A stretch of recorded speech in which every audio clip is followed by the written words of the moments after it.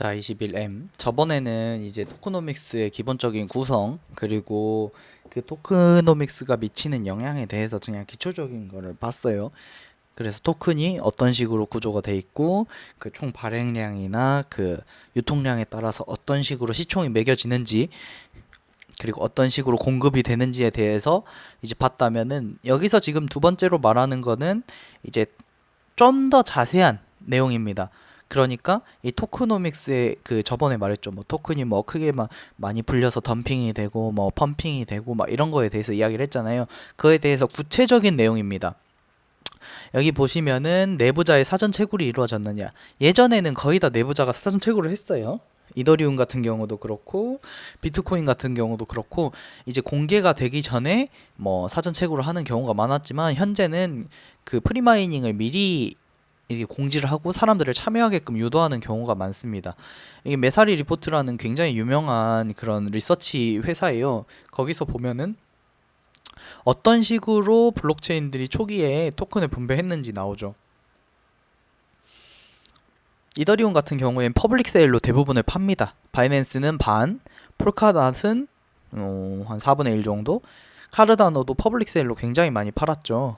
솔라나는 퍼블릭 세일 물량이 얼마 되지 않습니다. 인사이더라는 거는 VC랑 그 내부자들이라고 보면 돼요. 그러니까 이런 것들을 보면은 이 퍼블릭 세일 물량이 많은 것이 있고 내부자들한테 많이 판 게 있고 이런 차이가 있는데 저 여기서 중요한 건 뭐냐면 이렇게 퍼블릭 물량이 많은 코인들의 경우에는 초기에는 덤핑되고 그 초기에 덤핑된 물량을 모아서 나중에는 펌핑되는 경우가 더 많습니다. 근데 그 반대로 그 내부자들이나 파운데이션 물량이 많은 경우에는 플로우, 솔라나 같은 이런 내부자들의 물량이 많은 경우에는 초반에는 펌핑이 되고 후반에 갈수록 계속 덤핑이 될 확률이 높아요. 이제 그런 거에 대해서 여기서 이제 자세히 말하긴 할 텐데 제가 한 가지 이제 설명을 해주자면은 아무래도 이렇게 초기에 물량을 받은 사람들은 초기에 가격이 높게 형성되면 다 던져버리겠죠. 다 던지면은 가격이 계속 빠질 겁니다. 그걸 받아줄 사람도 없고요. 근데 이런 벤처 캐피탈 같은 게 갖고 있는 경우에는 이 사람들로부터 투자를 받았을 거 아닙니까? 그 대가로 토큰을 받았고 그 벤처 캐피탈은 그렇기 때문에 이 물량에 대해서는 사실 락업이 걸려있고 베스팅이 걸려있기 때문에 시간이 오래 걸려요. 그러니까 이 남은 조그마한 이 물량 퍼블릭 물량 가지고 이제 사람들이 나눠 먹는 거예요. 근데 좋아 보이는 사람들은 이 물량들을 가져가려고 하겠죠. 그러다 보니까 가격이 오르고 의외로 이런 VC 같은 곳들은 많이 안 팝니다. 그리고 파운데이션 같은 경우에는 파는 경우가 거의 없이 갖고 있는 경우가 많아요. 대부분. 그래서 보통 이제 커뮤니티랑 얼로 주는 거는 사실 이거는 홍보 그리고 이 홀더들을 조성하기 위함이거든요. 그래서 사실 이 솔라나에는 그런 게 엄청나게 컸었죠. 이거는 어떤 거는 마케팅이기 때문에 어떤 사람들은 할당하고 어떤 사람은 할당하지 않는 경우도 많습니다. 여기 보면은 보통 적당한 비율은 이제 이런 거겠죠. 트론 같은 경우. 사실 근데 개발자 물량이 많은 건 좋지 않아요. 파운데이션이랑 그런 물량이 많은 게 좋지는 않습니다. 그러니까 한 이 정도가 적당하다고 생각해요. 저는 한 10%? 5%? 10%? 이 정도가 이제 개발자들 물량으로는 적당하다고 생각하고 벤처 캐피탈은 이제 사람마다 생각이 다르겠지만 저는 한 30% 정도면 적당하다고 생각합니다. 그리고 퍼블릭 세일도 한 3, 40%? 퍼블릭 세일 너무 많이 해주면 토큰 관리가 안 돼요. 그래서 저는 한 이런 느낌? 이런 정도의 느낌이 가장 적당하다고 생각해요. 사실 커뮤니티 연로를 이렇게 많이 주는 건 별로 좋지 않다고 생각하는데 제가 봤을 때는 이런 느낌이 가장 적절한 것 같습니다. 이런 느낌, 이런 느낌, 이런 느낌 이 가장 적당한 비율인 것 같아요. 자, 보시면은 퍼블릭 세일 그 우리가 아는 ICO, IDO, IFO 막 그런 거죠.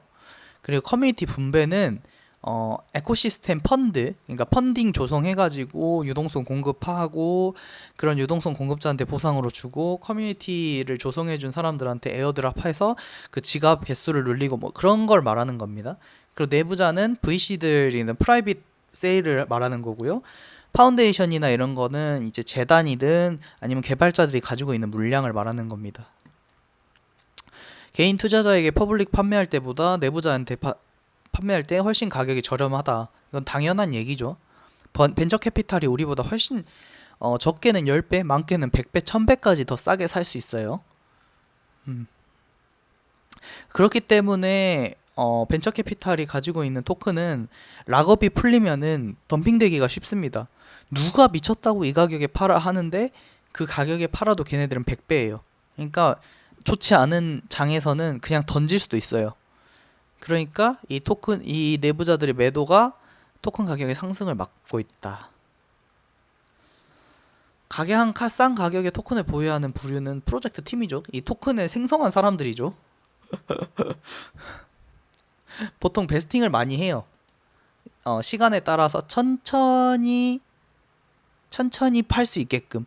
대표적으로 지금 리플을 나온 제드가 자기가 토큰 풀리는 거 순서대로 그냥 팔고 있죠. 풀리는 즉시 자기가 묶인 리플 물량을 풀리는 대로 계속 지금 팔고 있습니다. 그렇기 때문에 욕도 많이 먹고 있고요. 근데 그거는 실질적으로 우리 이 토큰에 투자하는 사람들이 알아야 되고 가지고 있는 리스크이기 때문에 우리가 그걸 봐야 될 필요가 있어요. 그리고 이런 스케줄 같은 게 나올 겁니다. 다른 토큰들도. 토크노믹스를 보면은 토큰이 어떤 식으로 락업이 베스팅돼서 물량이 풀리게 되는지 이렇게 나오는데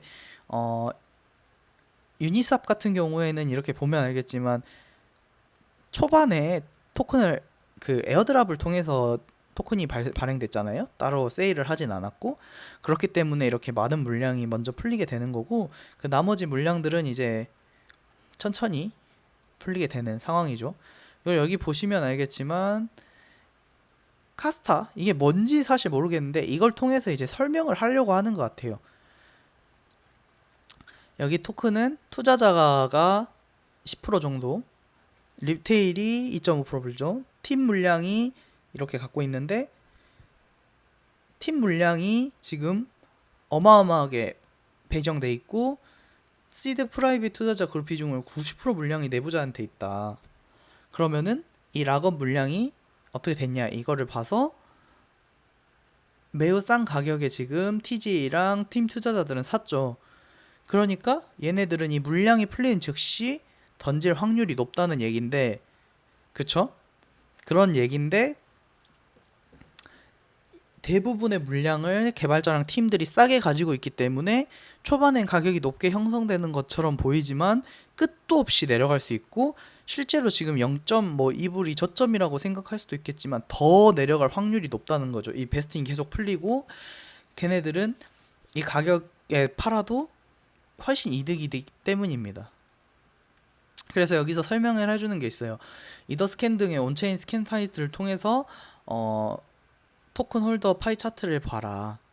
너 어떤 토큰이 한 그런 주소가 이렇게 압도적으로 갖고 있으면 그 사람에 의해서 좌지우지 될 확률이 높다는 거죠. 다수가 나누고 있는 게 이상적이고 한 명이 여러 가지 다수의 지갑을 갖고 있을 수도 있어요. 그러니까 한 사람이 이런 거를 드러나니까 온체인에서는 내가 이렇게 갖고 있다는 게 드러나니까 내 거를 쪼개서 뭐 10분의 1로 쪼개서 나눠서 가지고 있을 수도 있습니다. 하지만 아무리 그런다고 해도 사실 이렇게 나눠져 있는 게 훨씬 좋죠. 근데 웃긴 게 반대로 소수에게 물량이 독점된 경우에는 강한 가격 상승이 있을 수도 있어요. 왜냐면 내가 이걸 가지고 있고 이 물량을 나머지 물량을 가지고 올린다고 하면은 내 물량만 안 팔면은 이 수요가 부족하기 때문에 공급이 부족하기 때문에 수요가 굉장히 오를 수가 있거든요. 그래서 그게 이제 마켓 메이커들이 그렇게 해서 가격을 올리는 경우도 있죠.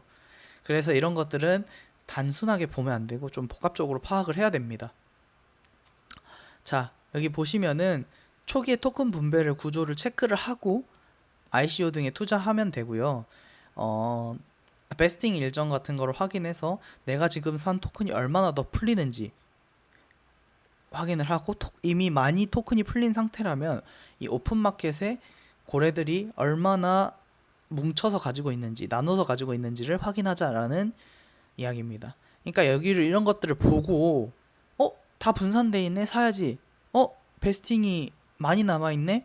그럼 지금 사는 게 더 좋겠다. 이런 걸 말하는 게 아니고 우리는 이런 것들을 보면서 전략을 세워야 돼요. 아, 이건 소수가 독점을 하고 있고 차트를 보면은 얘네가 물량을 계속 모으고 있으면서 나머지 물량으로 계속 펌핑을 치고 있구나. 시장을 조작하고 있구나. 이런 거를 보거나 아니면은 얘네는 오히려 락업이 풀렸는데 이 벤처 캐피탈이 바로 팔 생각이 없는 것 같다. 상승장에는 바로 잘 안 팔거든요. 그러니까 베스팅이 풀려도 락업이 오히려 호재가 되는 경우가 있습니다. 락업이 풀리는데 가격이 오히려 오르는 경우가 있어요. 이게 어떤 경우냐면 이제 사람들은 락업이 풀릴 거라 생각하고 락업이 풀리면 개수가 느니까 가격을 조금 던지는 경향이 있거든요. 근데 던지는 걸 이제 받아먹고 실제로 락업이 풀린 그 벤처 캐피탈은 바로 즉시 안 던지는 거예요. 그러면 당연히 그 개미들은 생각보다 락업이 풀렸는데 가격이 안 빠지네 하면서 다시 수요 욕구가 올라와요. 그러면 그럴 때 그 밑에서 받아먹던 물량을 그대로 가지고 있으면 오히려 락업이 풀린 다음에 오르는 상황이 되는 겁니다. 상승장에서는. 근데 하락장에서는 당연히 말도 안 되고 그냥 다 던지죠. 그러니까 하락장에서는 그런 생각, 그런 희망회로는 돌리면 안 되고 이제 상승장 이야기예요. 그럴 수 있다. 그렇기 때문에 이런 걸 가지고 우리가 전략을 세워야지 무조건 오른다, 무조건 내린다 이렇게 판단하는 거는 말이 안 된다. 오늘 말이 좀 길어졌지만 대충 이해를 했을 거라 믿어요. 오늘 여기까지 하겠습니다. 이상입니다.